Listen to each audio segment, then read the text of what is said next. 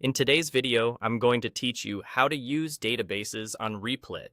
By the end, you'll feel comfortable navigating the database tools built right into your workspace, viewing what's already there, and making clean, confident updates.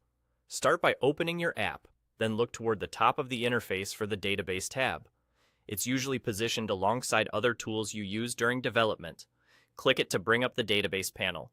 This is your centralized place to explore and manage the data that powers your app, so it's worth taking a moment to get familiar with how it's laid out.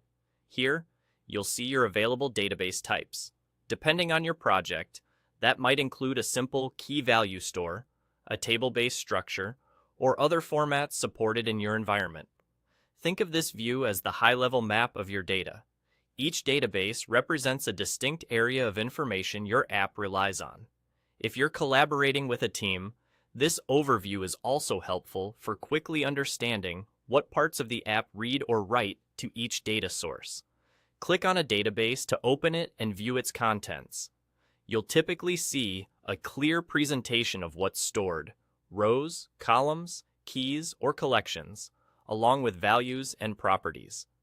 This is a great place to confirm that your app is saving data as expected. If you're troubleshooting an issue, try scanning for recent entries, checking for empty fields, or looking for unexpected values. From this same view, you can make changes to the contents. Edits are often as simple as selecting a field and updating its value, then confirming the change. Keep an eye on any indicators that show unsaved edits, and be intentional about what you modify. Small, incremental updates are safer and make it easier to track what changed if you need to revert. You can also add new records, add more columns, and edit properties. When adding a record, make fields descriptive and consistent so your app can read them reliably. If you add a new column, choose a clear name and the right data type, such as text, number, or Boolean, to prevent mismatches. Editing properties can include setting defaults, adjusting constraints, or refining how data is validated. A quick tip: document changes as you go, especially on shared projects, so teammates understand the structure and purpose of each field. And there you go.